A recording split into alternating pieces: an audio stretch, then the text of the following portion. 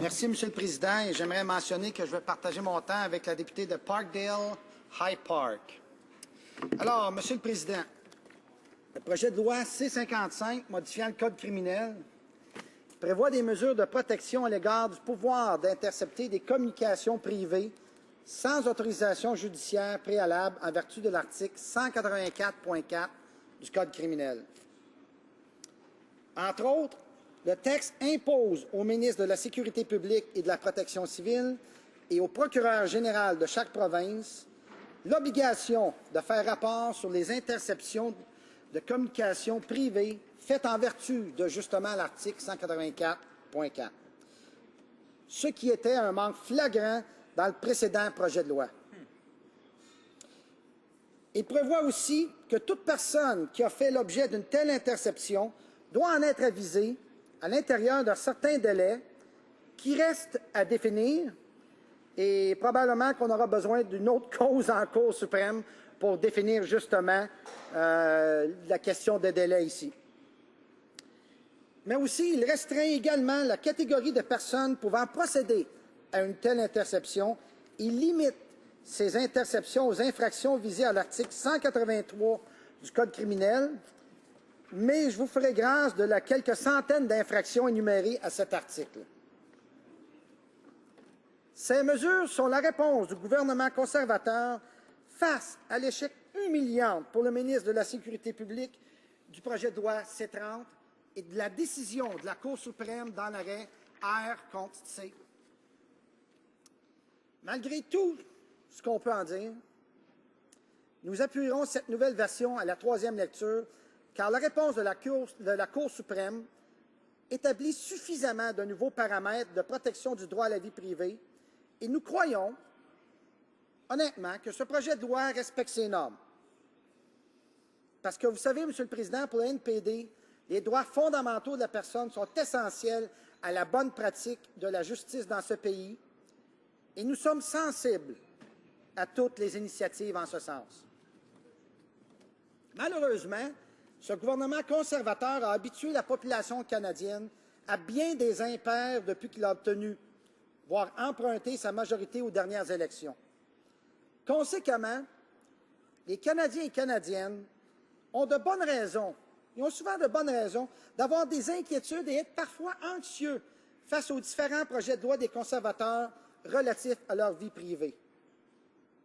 Leur bilan en la matière n'est certes pas très glorieux, mais nous sommes tout de même persuadés que C-55, soit la loi donnant suite à la décision de la Cour suprême du Canada dans l'affaire R contre C, respecte la primauté du droit, la Constitution, la Charte canadienne des droits et libertés. Cependant, qu'est-ce qui a préséance entre la protection de la vie privée afin de protéger les intérêts individuels ou l'infiltration de celle-ci à l'aide de divers dispositifs dans l'intérêt national en matière de sécurité publique? Jusqu'où vont les limites dans un sens ou dans l'autre? Ces questions sont essentielles pour la compréhension du débat d'aujourd'hui entourant le sujet de ce projet de loi. Malheureusement, faute de connaissances suffisantes dans certains domaines, nous ne discuterons pas de l'article 180.4, surtout en ce qui concerne sa portée excessive, du fait que le pouvoir qu'il confère peut être exercé par des agents de la paix autres que les policiers. À ce niveau-là, C-55, d'après nous, ne comporte pas suffisamment de définitions afin de déterminer la portée de certains ajustements à l'article en question. Il y a quand même des définitions. Un agent de la paix, ça peut être qui? Ça peut être une agence privée, ça peut être qui exactement? Là-dessus, il aurait quand même fallu être un peu plus exhaustif. Et encore une fois, est-ce qu'on devra redéfinir certaines choses en Cour suprême par une cause quelconque? L'affaire R contre C a mis en cause la constitutionnalité, quel mot, hein? La constitutionnalité de la disposition sur l'écoute électronique en cas d'urgence permise par justement l'article du 484.4 du Code criminel.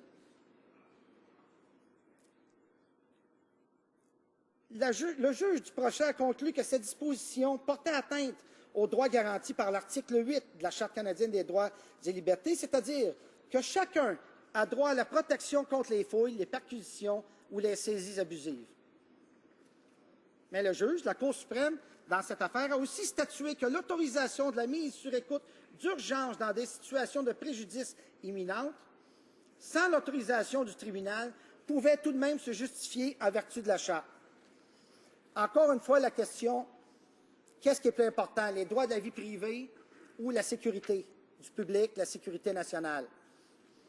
C'est quand même tout le temps un peu ambigu et puis, à un moment donné, il faut répondre à ça. En vérité, l'article 184.4 du Code criminel, selon ce jugement, est anticonstitutionnel parce qu'il ne comporte pas de mesure de responsabilisation sur la disposition permise de faire de l'écoute. C'est pour ça que la Cour a donc accordé une période afin que nous, ici, le législateur, puissions modifier la disposition afin de la rendre conforme sur le plan constitutionnel. Alors, les modifications proposées répondraient directement à cette décision. Le projet de loi exigerait de prévenir dans les 90 jours une personne dont les communications privées ont été interceptées dans des situations de préjudice imminent. Le projet de loi exigerait également la production d'un rapport annuel sur l'utilisation de mise sur écoute en vertu de l'article en question. Du même coup, les modifications limiteraient l'autorisation qu'ont les policiers d'utiliser cette disposition et en restreindraient l'utilisation aux infractions longuement énumérées à l'article 183 du Code criminel. La question clé est toujours dans cette histoire de savoir si le pouvoir conféré à l'article 184.4 du Code criminel crée justement, comme je l'ai dit précédemment, un équilibre constitutionnel entre le droit d'un particulier d'être protégé contre les fouilles et perquisitions abusives et l'intérêt de la société à prévenir des dommages sérieux. On le sait, depuis le 11 septembre, depuis Air India, depuis certaines causes célèbres, il y a eu beaucoup de choses qui ont été mises en cause en ce qui concerne l'écoute électronique et la divulgation d'informations par l'entremise de ces procédures.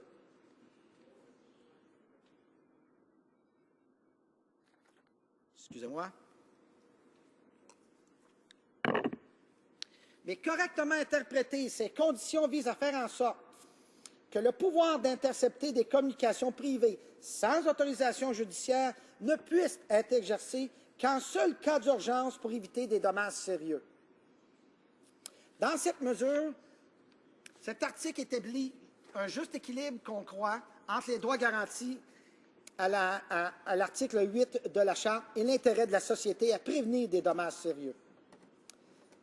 C'est surtout au niveau de la reddition de comptes que le régime législatif ne prévoit aucun mécanisme permettant de surveiller l'exercice, soit par les policiers, et, entre autres, sur le pouvoir qui leur est conféré. L'aspect troublant de 184.4 tient au fait qu'il n'exige pas qu'un avis soit donné aux personnes dont les communications privées ont été interceptées. C'est la raison pour laquelle l'article 184.4, dit-on, viole l'article 8 de la Charte. Mais on croit que C-55 est quand même une réponse suffisante à C-30 et à toutes les questions qui ont été posées. Pour conclure, nous demandons depuis longtemps au gouvernement conservateur de présenter un projet pour répondre au jugement R contre C. Cette réponse est quand même extrémiste. Pourquoi avoir attendu aussi longtemps? Pourquoi ne pas avoir entendu tous les témoins en comité sur cette question encore une fois? Le débat, il doit se passer ici, mais aussi en comité. On a une excellente critique en matière de justice, madame la députée de, mon Dieu, la députée de Gatineau, j'étais pour dire Bourassa, mais ce n'est pas tout à fait le cas, la députée de Gatineau, elle fait un travail extraordinaire au sein de ce comité et à son poste. Alors, encore une fois, pourquoi avoir répondu in extremis? Pourquoi ne pas vous avoir écouté tous les intervenants dans cette situation? Et on sait que la technologie évolue tellement rapidement qu'il y aura encore du travail à faire dans les prochaines années dans cette situation. Et, Monsieur le Président, je conclue là-dessus et je vous remercie pour votre temps. Question et commentaire, l'honorable député de Drummond. Merci, Monsieur le Président. Alors, je voudrais remercier mon honorable collègue de Compton-Stanstead pour son excellent discours. Il a bien mentionné tous les éléments importants de cette législation. Soit, premièrement, que cette législation-là enfin rétablit un équilibre qui avait été dissous dans les précédentes législations, car ça mettait en jeu, ça menaçait l'intégrité et la vie privée des gens. Alors, cet équilibre-là est très important quand on parle de justice. Il faut que la balance ait un contrôle dans tout cela. Et cette loi-là enfin rétablit la justice où maintenant il y aura, oui, peut-être encore de l'écoute électronique qui sera demandée dans des circonstances exceptionnelles, mais elle sera contrôlée. Les gens seront informés de ce fait et cela est très important de rétablir un équilibre. Et ce qui est important aussi de rappeler, c'est que ce projet de loi-là, C-55, répond à un échec des conservateurs. Les conservateurs ont échoué lorsqu'ils ont présenté le précédent projet de loi en ce qui concerne l'intégrité de la vie privée. Et enfin, ils répondent d'une manière adéquate. Et ça, je reviens au fait que j'ai mentionné tout à l'heure, qui est très important. Est-ce que mon collègue croit que les conservateurs devraient s'assurer qu'on respecte toujours toutes les lois, la Charte des droits et libertés et la Constitution avant de déposer un projet de loi? L'honorable député de Compton-Stanstead. Merci beaucoup. J'aimerais remercier mon excellent collègue de Drummond pour la question. Écoutez, chaque projet de loi présenté ici à la Chambre des communes et étudié en comité doit respecter autant la Constitution que la Charte des droits et des libertés de la personne. C'est essentiel. Encore plus quand on parle d'un projet de loi en ce qui concerne la sécurité publique et la justice. On dit qu'il faut donner des marges de manœuvre tout le temps, mais ces marges de manœuvre-là doivent être exercées toujours dans un respect et dans une énorme intégrité de la personne. Écoutez, les droits de la personne, les droits d'association et tout ça ont été bafoués depuis que le gouvernement est au pouvoir. Et là, c'était pas le temps de voir encore une fois la même chose se reproduire dans une situation comme l'écoute électronique ou acquérir des informations grâce à des divers dispositifs d'écoute. Il est important de toujours respecter la Charte. Pourquoi? Parce qu'on est un pays où le droit, où la primauté du droit est importante et où les droits de la personne sont essentiels si on veut une démocratie et une justice équitable pour tous. Bien dit. Question et commentaire, l'honorable député de Saint-Lambert. Merci, Monsieur le Président. D'abord, je souhaiterais féliciter mon collègue pour son discours. Il a bien évidemment, dans son discours, évoqué l'arrêt RCC de la Cour suprême datant du 13 avril 2012. Je voudrais qu'il puisse nous informer plus en avant en ce qui concerne la prise en compte de cet arrêt vis-à-vis notamment de la Charte des droits et libertés et de quel impact justement cette nouvelle mouture donc, de projet de loi C-55 nous invite à aller donc, dans le sens de la primauté du droit alors que le projet de loi C-30 était à l'opposé de ce nouvel projet de loi. L'honorable député de Compton-Stanstead. Merci. J'aimerais remercier ma collègue. Écoutez, dans le jugement RCC, il a été évident que les juges ont voulu rappeler à l'ordre le gouvernement en ce qui concerne le respect de la Charte et le respect des droits et surtout le respect de la vie privée. C'était essentiel dans ce jugement. Le jugement dit aussi qu'il accorde certains droits quand même à la justice, aux forces policières, en ce qui concerne des cas d'urgence, des cas extrêmes. Mais il est essentiel d'être capable de les définir et de voir toujours la portée et la limite de ces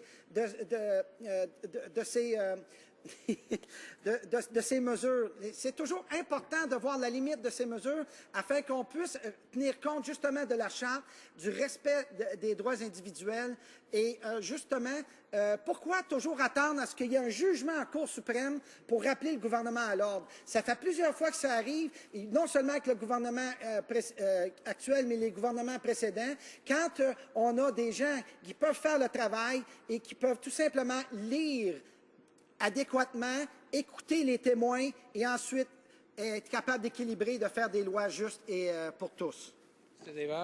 Resuming debate, the honourable member for Compton-Stanstead. Thank you, Mr. Speaker, and I'd like to mention that I'll be sharing my time with the member for Parkdale High Park. Mr. Speaker, Bill C-55, an act to amend the Criminal Code, provides for protection when it comes to intercepting private communication without previously obtaining a warrant under Section 184.4 of the Criminal Code.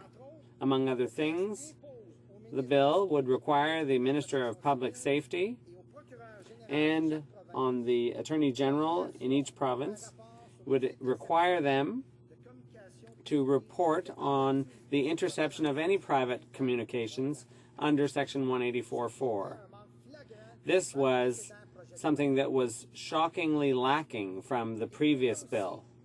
It also provides that anyone who's been the object of such an interception has to be informed within a certain time period, which remains, of course, to be defined, and it'll probably take another appeal to the Supreme Court to really set out what that time frame is. The bill also limits the category of people who can proceed to intercept this type of communication under Section 183 of the Criminal Code, but I'll spare you the some 100-odd offenses set out in that section of the code. These steps are the Conservative government's response to the humiliating defeat for the Public Safety Minister that was Bill C-30 and the Supreme Court decision in R versus C. Whatever people may say, we'll be supporting this new version at third reading because the response to the Supreme Court sets out enough new parameters for protecting privacy, and we believe, honestly, that this bill does meet those standards. Because, you know, Mr. Speaker, for the NDP, fundamental human rights are essential to the proper administration of justice in Canada, and we are sensitive to any efforts along those lines.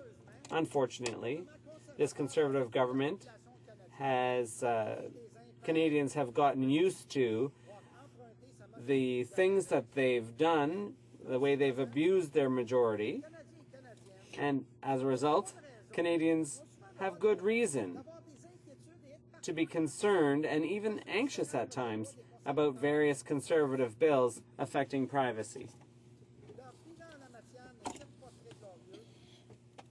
Record isn't glorious, but we are convinced that C-55, which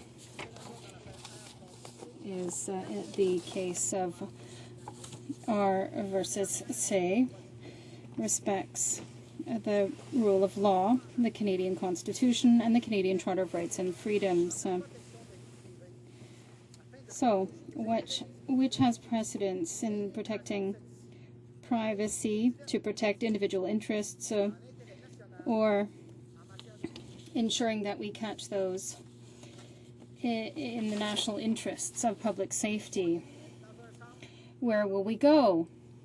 To how far will we go to achieve one or the other? These are essential issues in order to understand the debate around this bill. Unfortunately, due to a lack of sufficient knowledge, we won't talk about Section 184.4 and whether it has too broad a scope with regard to the power that it may give peace officers.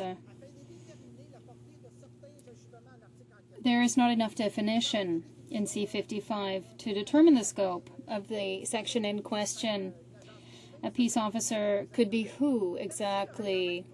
So perhaps there should have been a bit more exhaustive work done. Once again, some things will have to be defined perhaps at the level of the Supreme Court. The R versus Say case was about the constitutionality of the provision on wiretapping in emergency situations allowed under 184.4 of the Criminal Code.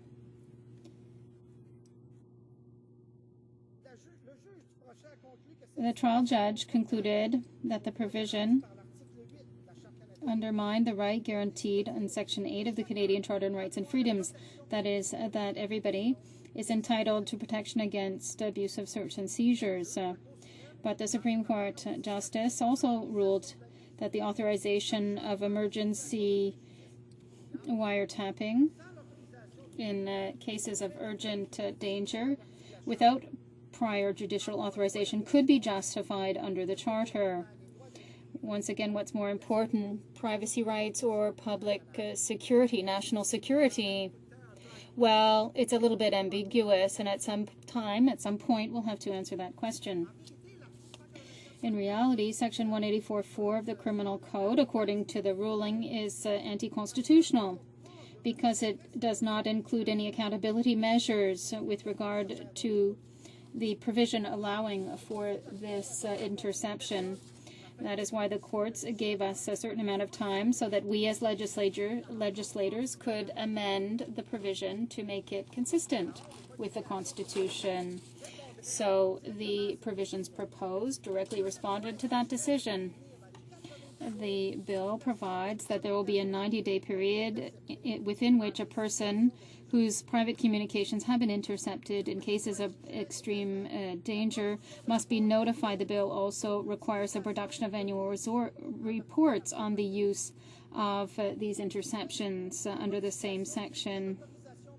As well, amendments would limit the authorization of the police to use this provision and would restrict the use to the offenses set out in Section 183 of the Criminal Code. The key question in this case is to know whether the power given under Section 184.4 of the Criminal Code creates, as I mentioned, a constitutional balance between the right of an individual to be protected against abusive search and seizure and the interests of society to prevent serious harm.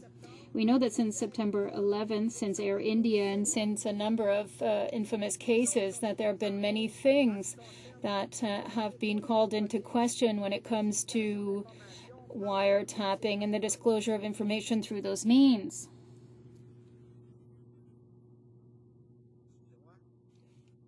Just a moment. But correctly interpreted, these conditions seek to ensure that the power to intercept private communications without prior judicial authorization can only be used in emergency situations to avoid serious harm. In that measure, this section establishes the fair balance between the rights guaranteed to individuals under Section 8 of the Charter and the interest of society to prevent serious harm from occurring.